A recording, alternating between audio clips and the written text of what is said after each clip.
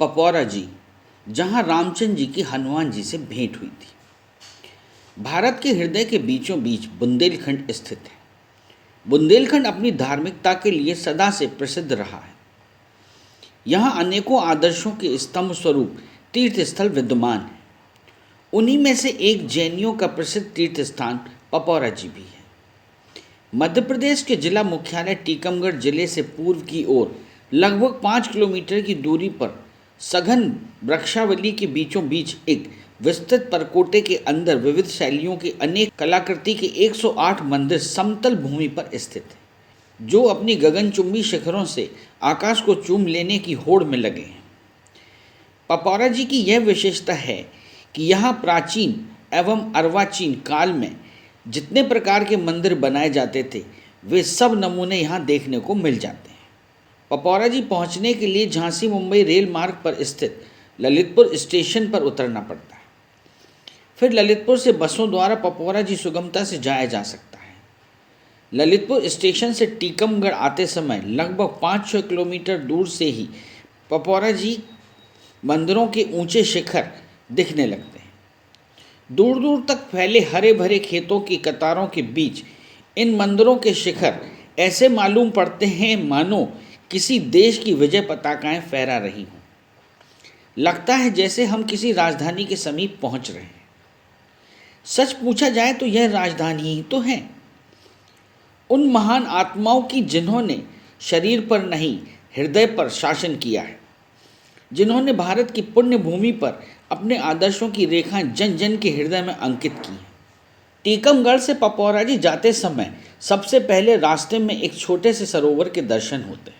सरोवर के जल में सुबह की सुनहली किरणों के साथ चमकते हुए मंदिरों के स्वर्ण कलश, ध्वजाएं ऐसे प्रतीत होते हैं मानो आगंतुक को बाहें पसारे बुला रही हों। एक बृहद प्रवेश द्वार के ऊपर मनोहारी रथाकार मंदिर, जिसकी ऊंची छत लगभग 70 फीट ऊंची है, देखकर आश्चर्य सा होता है।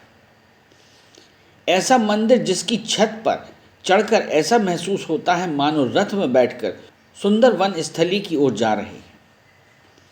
पपौरा जी के अंदर प्रवेश करते ही सबसे पहले 4 मान स्तंभ बीचों बीच विद्यालय पदासीन आश्रम के दर्शन होंगे। चिरकाल से सजग प्रहरी की तरह खड़े मंदिर ध्यानस्थ योगी की भांति मौन भाषा में प्राचीन इतिहास का अवलोकन करते प्रतीत होंगे। इन मंदिरों ने सैकड़ों बरसातें, ठंड, अनेक उतार चढ़ाव, राज विप्लव आदि देखे, लेकिन मौन शांति से अडिग खड़े हैं। आज के हजारों वर्ष पूर्व कुछ आताताइयों द्वारा की गई अनेक खंडित मूर्तियां तथा उस काल में बनाए गए मूर्ति संरक्षण गृह आज जैसे अतीत की कहानी सुना रहे हैं।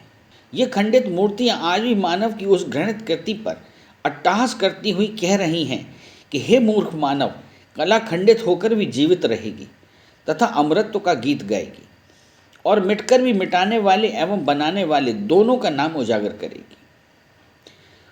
धार्मिक पृष्ठभूमि के आधार पर पपौरा जी को दुत्ती नाम से पंपापुर भी कहा जाता है। पंपापुर के पास एक विशाल जंगल है जो रमन्ना नाम से प्रसिद्ध है। रमन्ना का शुद्ध रूप रामायण है। इसका अर्थ होता है कि रामचंद्र जी का जंगल। वाल्मीकि रामायण में पंपापुरी के सरोवर पर रामचंद्र जी की हनुमान जी से भेंट का उल्लेख है। ऐसा कहा जाता है कि श्री 1008 दिगंबर जैन अतिशय क्षेत्र पपौरा जी के पश्चिम में 1 किलोमीटर दूर रमन्ना के मध्य में पंपा नाम का तालाब रहा होगा और उसी पंपा तालाब के आसपास रामचंद्र जी ने प्रवास काल के समय वनों में निवास किया होगा। इसी कारण वह रमन्ना कहलाते हैं। ऐसा अनुमान है कि इसी रमन्ना के बीच कहीं रामचंद्र जी और हनुमान जी की भेंट का प्राचीन स्मारक रहा होगा, जहां बिरही श्री राम ने अपने असहाय संकट के समय सीता मिलन के संबंध में हनुमान जी से मंत्रणा की होगी। पपौरा जी के अतिशय होने के बारे में कुछ किंवदंतियां प्रचलित हैं। पपौरा जी में एक पुरानी बावड़ी है।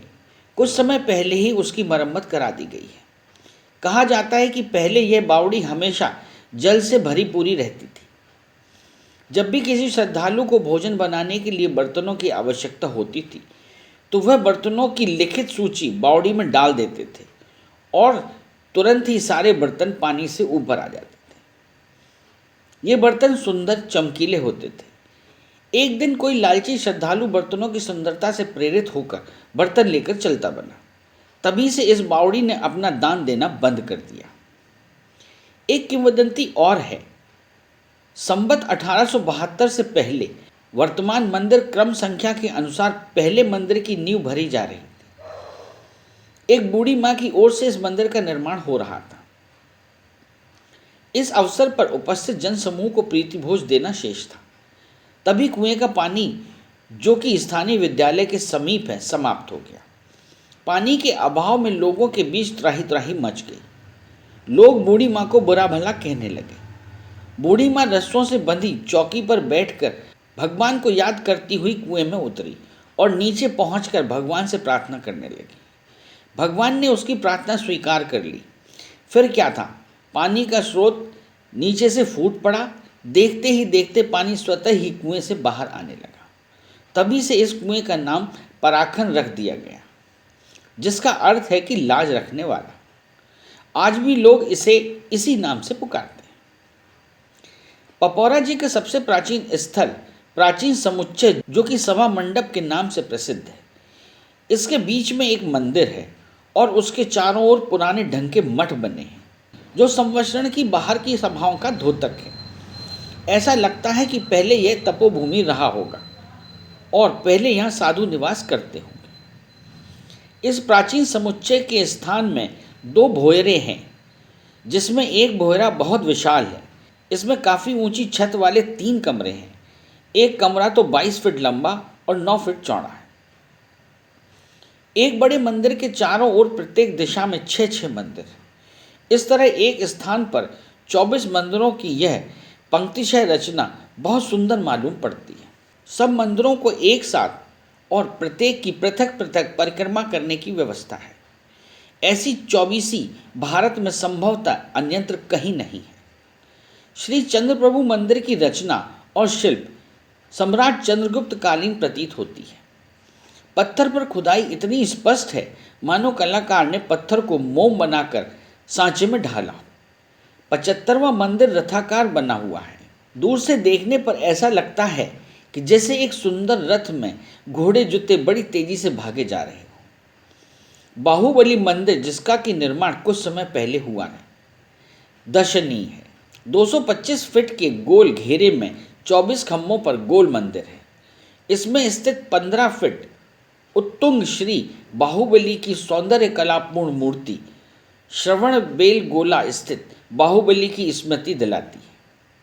मूर्ति के चेहरे पर झलकता हुआ सौंदर्य गंभीर स्मित प्रशांत जैसी प्रतीत होती है, जैसे आत्मिक सुखानुभव में रत हो और कह रही हो, हे भव्य, एक बार तुम भी आत्मा के सुख का स्वाद लो।